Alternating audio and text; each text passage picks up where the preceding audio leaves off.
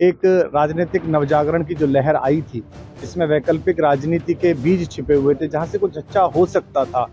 वो सारा युद्ध, वो सारा संघर्ष, एक निर्लज्ज आदमी, एक ऐसा आत्ममुग्ध असुरक्षित व्यक्ति जिसने एक दुर्योधन की भांति काम किया कि 5 गांव भी नहीं दूंगा, सुच्यग्रम नैव दास्यामि विना युद्धेन केशव, सब माधवों के समझाने के बाद भी। अभी दिल्ली में देखा गया कि जो आपकी हार हुई है, क्या बोलेंगे सर, 27 साल के बाद अभी फिर से बीजेपी आई। सबसे पहले तो जो लोग जीते हैं भारतीय जनता पार्टी के लोग, मैं उनको शुभकामना देता हूं और आशा करता हूं कि दिल्ली को जो पिछले इतने दिनों से कष्ट था, दिल्ली में जो स्थानीय समस्याएं थी, उनका ठीक से वो निराकरण करेंगे। विशेष रूप से इसका पूरे युद्ध के अभियान में, इस पूरे चुनाव के अभियान में प्रधानमंत्री जी और गृह मंत्री जी ने विशेष रूप से बहुत भूमिका निभाई, माइक्रो लेवल मैनेजमेंट किया। तो सुख और दुख की मिश्रित प्रतिक्रिया है। दुख इस बात का है कि आज से 13 वर्ष पूर्व पूरे भारत में एक राजनीतिक नवजागरण की जो लहर आई थी, जिसमें वैकल्पिक राजनीति के बीज छिपे हुए थे, जहाँ से कुछ अच्छा हो सकता था, वो सारा युद्ध, वो सारा संघर्ष,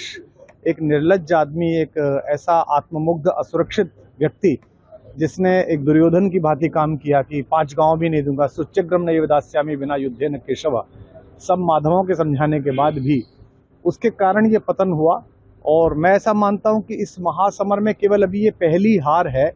जो करोड़ों लोगों के निष्पाप सपनों की हत्या का अपराध उन लोगों ने किया है, उसके दुशासन ने किया है, उसने किया है, उसका दंड प्रकृति उन्हें अभी और देगी। केजरीवाल जी भी अपनी सीट से हाथ धो बैठे हैं, वो भी हाथ चुके हैं, अब क्या देखते हैं? मुझे लगता है कि, और मैं आम आदमी पार्टी में जो बचे हुए कुछ कार्यकर्ता हैं जो किसी लोभ से, लालच से वहां बच गए थे, या जिनकी आंखों पर अभी भी पर्दा पड़ा हुआ था, नहीं निकला, जो इस व्यक्ति का सब कुछ जानने के बाद भी साथ खड़े हुए थे, मैं उन बच्चों से भी अनुरोध करता हूं कि अपने जीवन के विषय में सोचें, अपने अपने कार्य क्षेत्रों में लौटें, किसी राजनीतिक दल में जहां उन्हें जाना है वहां जाएं। कम से कम वो राजनीतिक दल झूठ तो नहीं बोलते, वो राजनीति करते हैं तो कहते हैं कि राजनीति करते हैं, वो ये तो नहीं कहते कि हम कुंभ में आश्रम खोलेंगे, हम तो महामंडलेश्वर हैं और करते इस प्रकार का दुराग्रहपूर्ण व्यवहार हैं। सो मैं उनसे भी आशा करता हूं कि वो भी इससे बाहर निकले, अपना जीवन संवारे, क्योंकि यहाँ से कोई लौटने की राह अभी बची नहीं है उनके पास, उनके जितने कुकर्म हैं। आप